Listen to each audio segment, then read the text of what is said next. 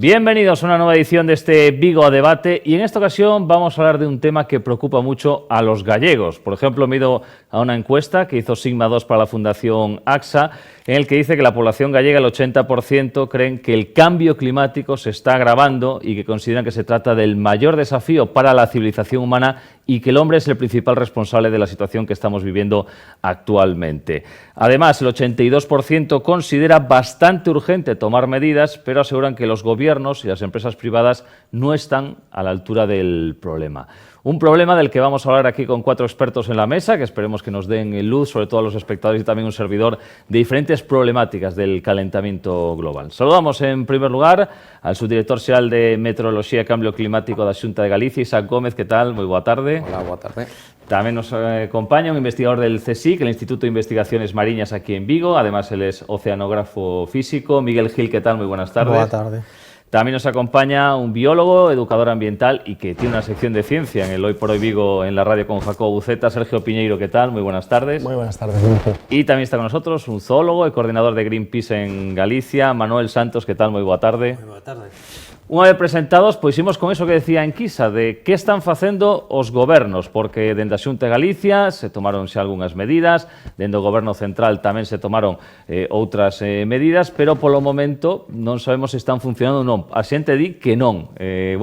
Así que queríamos coñecer a vosa opinión ao respecto en primeiro lugar, e xa que temos aquí un representante do goberno autonómico, Isaac, pois coméntanos un pouco que datos tedes vos e como está funcionando pois esa estrategia galega para o cambio climático que creo que comenzaches no ano 2019. Pois sí, efectivamente, o que temos que ter claro que no ano no que estamos, as evidencias científicas determinan que hai un cambio no clima e que está provocado polo ser humano, pero que tamén temos neste momento o poder como ser humano de poder controlalo. Para elo, o goberno autonómico pois ten, como todos os gobernos locales, estatales e internacionales, unha follas de ruta para intentar combatirlo. Neste caso, a Estrategia Galega de Cambio Climático e Enerxía 2050, o que determina as formas de conseguir os obxectivos ambientales para o ano 2050, establecendo uns hitos intermedios desenvolvidos mediante plans regionais, facendo todas as actuacións en materia de mitigación ao cambio climático, que é como reducir as emisións de CO2,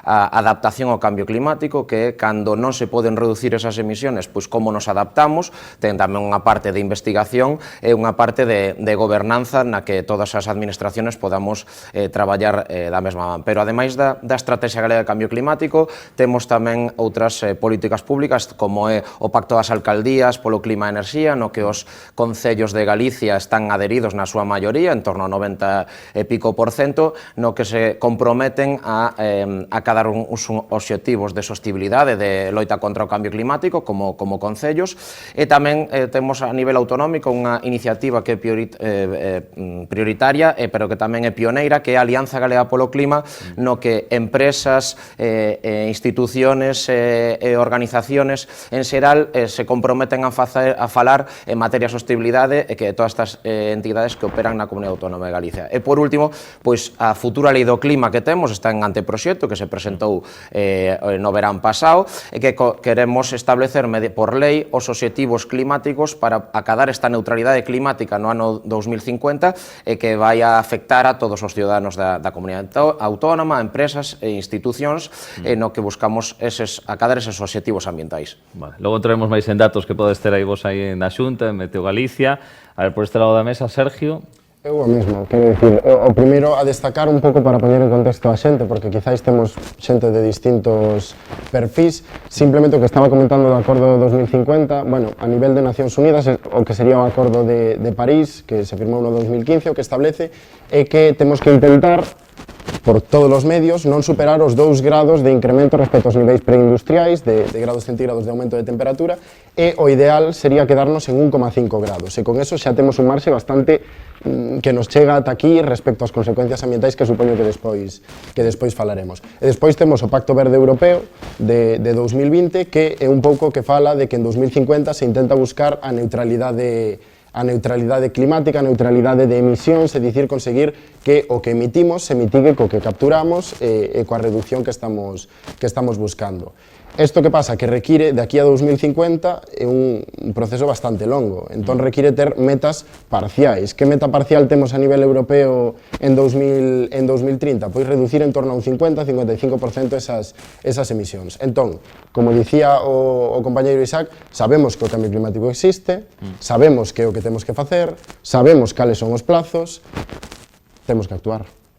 Temos que actuar, simplemente. E ti crees que estamos actuando ou non?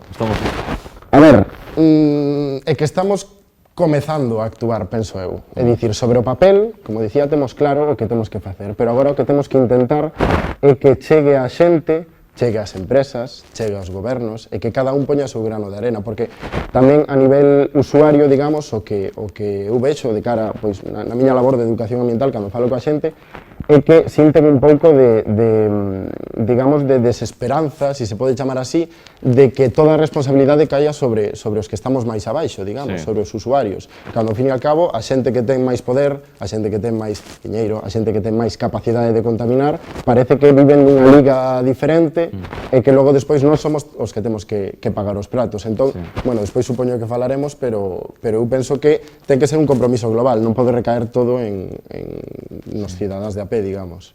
Dende Greenpeace, que opiñades, Manuel? E como se está actuando a nivel político, polo momento? A ver, a nivel político avanzamos moito nos últimos anos, non nos queda máis remedio, porque se lle chama emerxencia climática é por algo, non é unha cousa que teñamos moito tempo para facer, según nos di a Comunidade Científica Internacional. Vale, temos que tratar de non superar ese grao e medio de incremento de temperatura, e todos os gobernos, evidentemente, teñen que ter plans do clima, estrategias, etcétera, etcétera.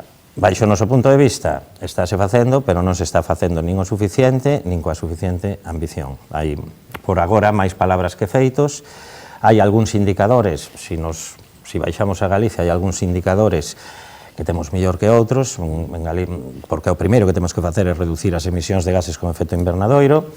En Galicia as cifras son millores, por exemplo, que no resto do Estado. Estamos nestes momentos un 34% menos que en 1990, pero necesitamos como mínimo un 55%. E todo este camiño que fixémolo basicamente por unha cousa, e hai que ser realistas, que foi por pechar dúas térmicas de carbón, vale? As térmicas de Meirama e das Pontes. E iso foi o que fixo baixar enormemente as emisións en Galicia, pero nos queda aínda máis de medio camiño, e se queremos chegar á neutralidade climática para nós non en 2050, sino en 2040, e o propio presidente da Xunta, por certo, en outubro do ano pasado, no contexto da Alianza Galega polo Clima, falou de 2040, pois nos queda moitísimo camiño. Fixemos o máis doado, que era pagar o carbón, pero temos que facer moitas máis cousas en transporte, en agricultura, en gandería, en industria, en vivenda, etcétera, etcétera, e iso non se está a facer. Nos últimos 10 anos, prácticamente neses sectores non baixaron as emisións.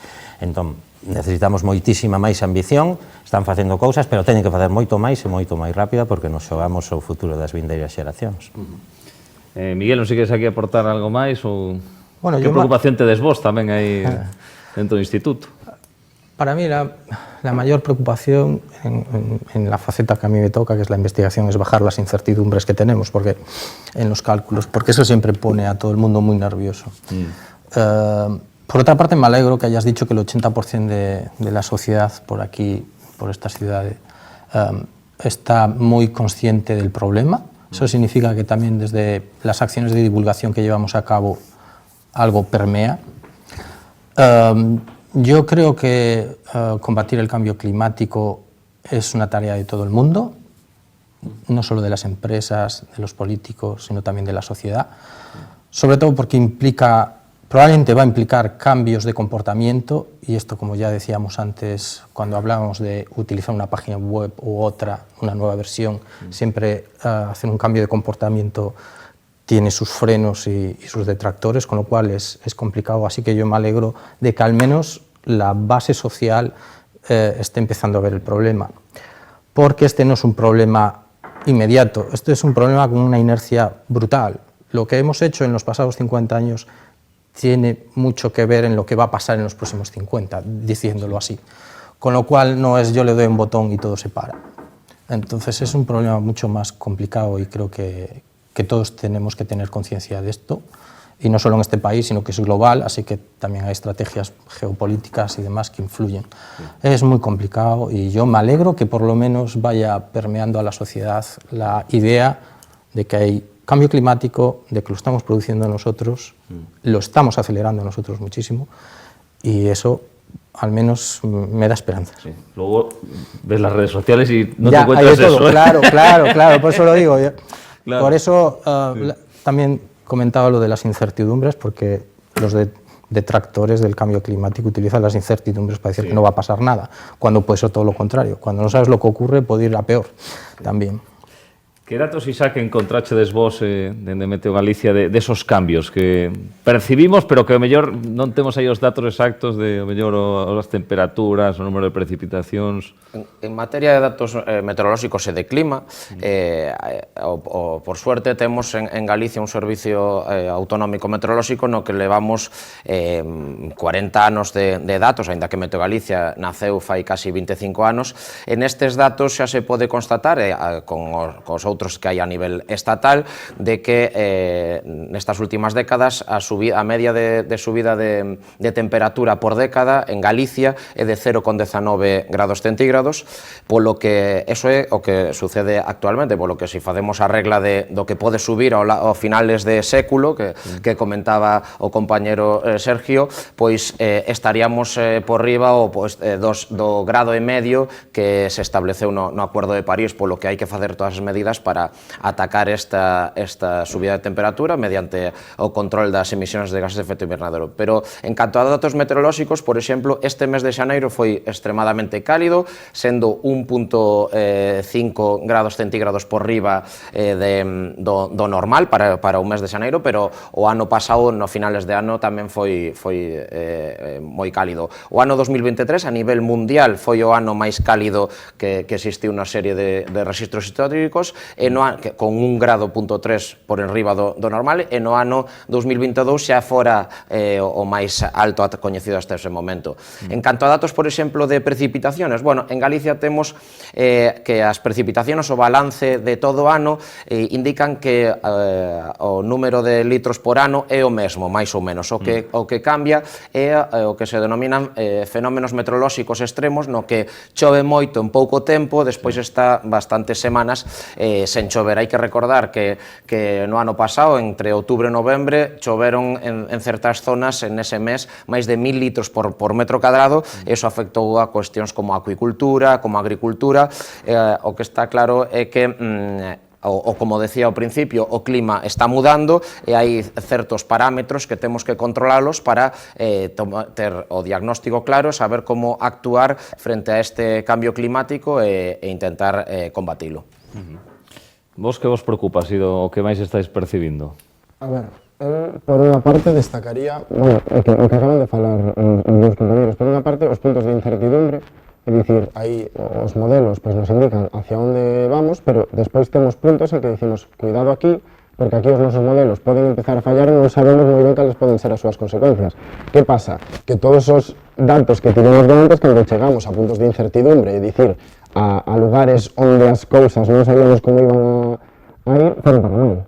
Entón, agora temos moitos puntos de incertidumbre en distintos parámetros, emisións de CO2, tamén, porque isto me gustaría destacar no debate, porque estamos a falar de cambio climático, pero bueno, normalmente tamén se tende a falar cada vez máis dun cambio global, é dicir, isto implica a biodiversidade, isto implica a contaminación, isto implica as emisións de CO2, é dicir, é toda unha serie de parámetros aos que estamos afectando. En todos eses parámetros, nos puntos de incertidumbre, o máis probable é que nos vayamos cara a escenarios non precisamente favorables para a nosa especie humana, poderíamos dicir. E despois, tamén respecto ao que estaban comentando, moitos dos procesos que sabemos que están afectando ao cambio climático teñen digamos, un carácter de retroalimentación. É dicir, un parámetro afecta a outro, fai que ese outro incremente, e cando ese incrementa, volve a incrementar o outro, é dicir, se incrementan os gases de efecto invernadero, eso fai que incremente a temperatura media. A temperatura media fai que se incrementen todavía máis os gases de efecto invernadero. Entón, vamos como subindo nesas escalas, e a incertidumbre cada vez é maior, a retroalimentación cada vez é maior, entón, as maneiras de actuar cada vez serán máis complexas. Entón, o dicía tamén o compañero agora mesmo, o momento de actuar é agora, precisamente por esa incertidumbre da que estamos a falar. Manuel, onde notas ti os maiores cambios agora mesmo?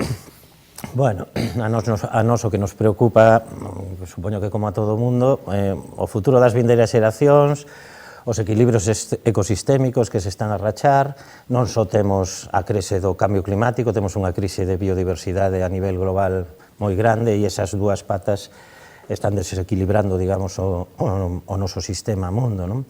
Entón, temos que estar preocupados, evidentemente, polo futuro, e en Galicia xa estamos vivindo, pois, incluso crisis productivas, non? No mar, no marisqueo, onde ti falas cos patróns maiores de cofrarías ou coas mariscadoras e din a auga está máis quente que nunca, como decía Isaac, que non o vou a contradecir porque os patróns de chuvia están mudando, se ti tes moita chuvia de repente, ao final tes que enxense os encoros moi rápido, tes que desencorar e metes moita auga doce, isto afecta aos bancos marisqueiros, es decir, xa se está notando, incluso están falando xa de cambios en distribución de especies, que se van a latitudes máis ao norte por mudanzas de temperatura, ou incluso, si estamos detectando, supoño que Miguel poderá decir, cada vez máis chegada de especies tropicais, non? E exóticas, é dicir, hai moitos indicadores que nos falan de que este cambio é real e que este cambio empeza a afectar tamén xa a nosa vida diaria, non só a calidade do aire, sino tamén aos nosos sectores productivos,